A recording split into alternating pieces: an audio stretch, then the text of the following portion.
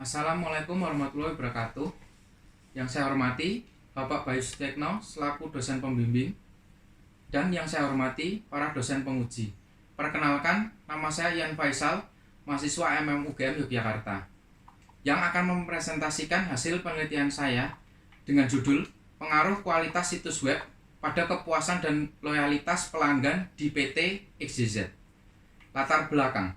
Penelitian ini merupakan modifikasi dari penelitian sebelumnya oleh Chow et al. 2017 yang meneliti tentang pengiriman barang pasca pembelian dan pengalaman pelayanan pelanggan dalam belanja daring serta dampaknya pada kepuasan pelanggan di negara Cina dan Taiwan.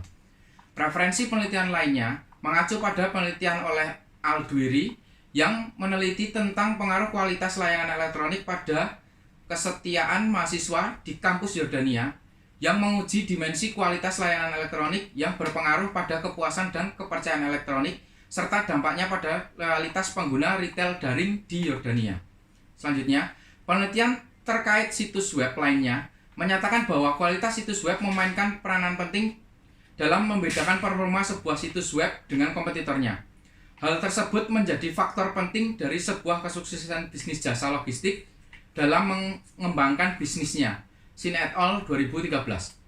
Penelitian yang telah dilakukan oleh McKinney et al. 2002 mendefinisikan kualitas situs web sebagai kinerja situs web yang dirasakan oleh konsumen melalui pengambilan dan pengiriman informasi. Selanjutnya, fenomena internet dan penjualan daring yang tumbuh secara cepat mengakibatkan pelanggan terlibat langsung dalam belanja daring, sehingga mengakibatkan perusahaan bergantung pada pemasaran daring untuk menjual produk jasa mereka melalui situs web untuk memperoleh keunggulan kompetitif. Daftar pengguna internet berdasarkan kelompok usia didominasi oleh kelompok milenial. Gambar di atas menjelaskan tentang penetrasi pengguna internet di Indonesia, di mana pengguna internet bertambah bersamaan dengan laju pertumbuhan penduduk di Indonesia. Rata-rata durasi waktu pengguna internet di Indonesia adalah sekitar 4 jam yang digunakan untuk berbagai aktivitas. Era kemasan bisnis jasa ekspedisi dimulai pada tahun 2015. Banyak pihak swasta yang berperan sebagai pihak ketiga dalam transaksi pembelian daring. Pihak tersebut membangun perusahaan jasa ekspedisi sebagai perantara pengiriman barang serta membangun armada pengiriman melalui jalur darat, air, dan udara. PT XYZ menyediakan jasa layanan pengiriman barang baik dalam maupun luar negeri. PT XYZ juga memastikan paket barang yang dikirim sesuai dengan estimasi waktu tempuh. Setiap tahapan dalam pengantaran barang yang dikirim dapat dilacak melalui situs web dengan menuliskan nomor resi pada halaman layanan pengiriman barang. Pelanggan PT XYZ juga dapat memilih tarif kiriman yang sesuai dengan kebutuhan pada halaman tarif kiriman.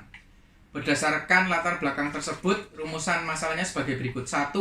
Teknologi informasi dan perkembangan internet mengakibatkan pertumbuhan marketplace secara masif. Perkembangan marketplace membutuhkan mitra pihak ketiga yang berperan sebagai jasa pengiriman barang.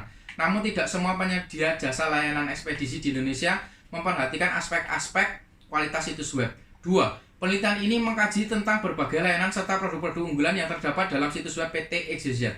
Meskipun terdapat berbagai layanan serta kemudahan akses pada situs web, banyak pelanggan yang belum merasakan berbagai kemudahan tersebut. 3. Akhir-akhir ini muncul banyak pesaing dalam industri sejenis. Mereka menjadi kompetitor utama PT XYZ. Pertanyaan penelitian sebagai berikut. Landasan teori sebagai berikut. Landasan teori lanjutan sebagai berikut. Model penelitian sebagai berikut. Hipotesis penelitian. Metode penelitian. Desain penelitian explanatory. Metode penelitian adalah survei. Metode pengumpulan data, penelitian kuantitatif, sumber data, data primer. Metode pengumpulan data, kuesioner daring. Objek penelitian, situs web PT XYZ. Instrumen penelitian, instrumennya kuesioner. Sifat kuesioner adalah pertanyaan tertutup. Jenis kuesioner adalah kuesioner elektronik, Google Form. Cara pendistribusian adalah daring melalui WhatsApp dan Instagram. Alat ukur skala Likert 5 poin. Metode pengambilan sampel adalah non-probability sampling, purposive sampling. ukuran sampel 323 sampel.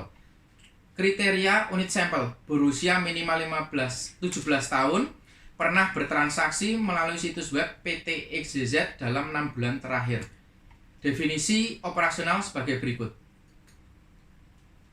Analisis dan pembahasan. Uji validitas. Gambar di atas menunjukkan bahwa nilai KMU MSA sebesar 0,954 yang memiliki nilai lebih besar dari ketentuannya yaitu 0,5. Nilai Bartlett Test of Sphericity memiliki nilai signifikansi lebih kecil dari 0,05 yaitu 000. Analisis faktor. Komponen yang diuji adalah 7 komponen sesuai dengan jumlah variabel dalam penelitian ini. Masing-masing indikator menunjukkan hasil yang mengkelompok pada komponen sesuai dengan kelompok indikator yang dibangun dan memiliki nilai faktor loading lebih besar dari 0,5 yang dapat disimpulkan bahwa indikator-indikator pada penelitian ini telah memenuhi persyaratan uji validitas konstruk. Uji reliabilitas. Hasil pengolahan tabel di samping menunjukkan bahwa nilai gelombang alfa dari 7 variabel. Semua variabel di atas nilainya lebih besar dari 0,7, maka dapat dinyatakan reliable. Selanjutnya adalah analisis profil responden. Selanjutnya analisis profil responden lanjutan. Selanjutnya analisis statistik deskriptif. Selanjutnya uji outlier.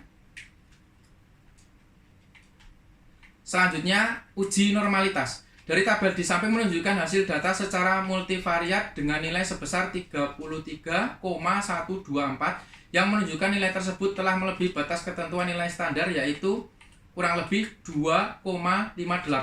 Hasil uji normalitas secara multivariat menunjukkan bahwa data yang didapat dalam penelitian ini tidak terdistribusi normal.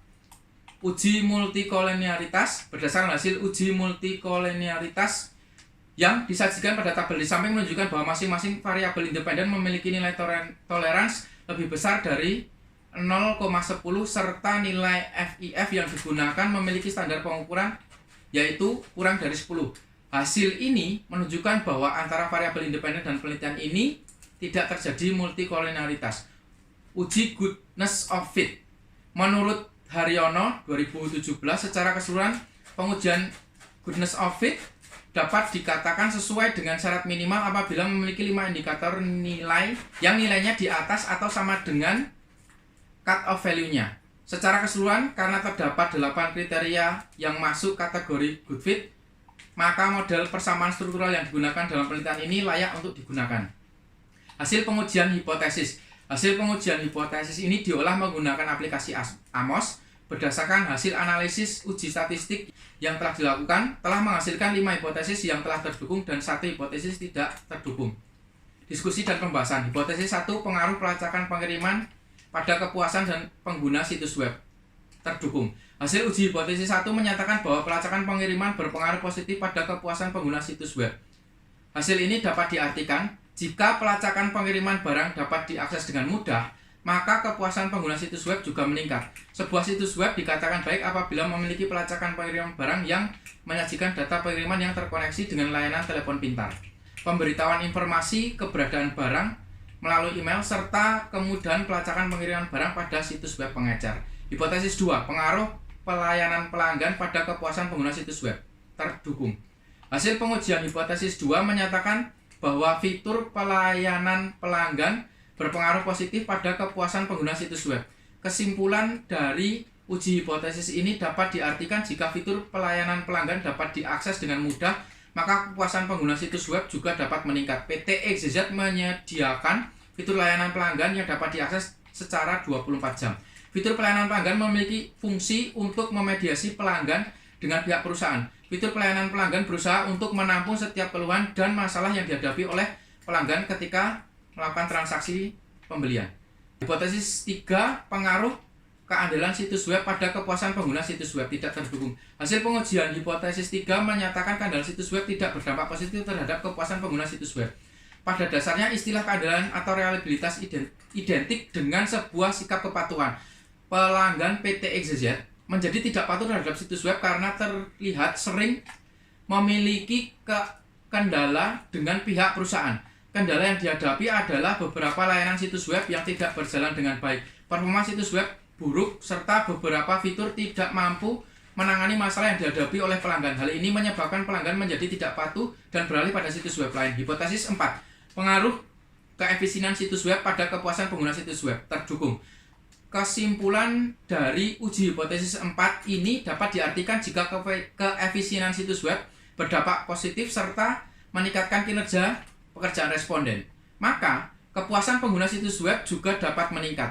Keefisienan dalam situs web memiliki arti yaitu mampu memberikan pelayanan secara cepat dan ringkas kepada konsumen tanpa membutuhkan waktu tunggu yang relatif lebih lama.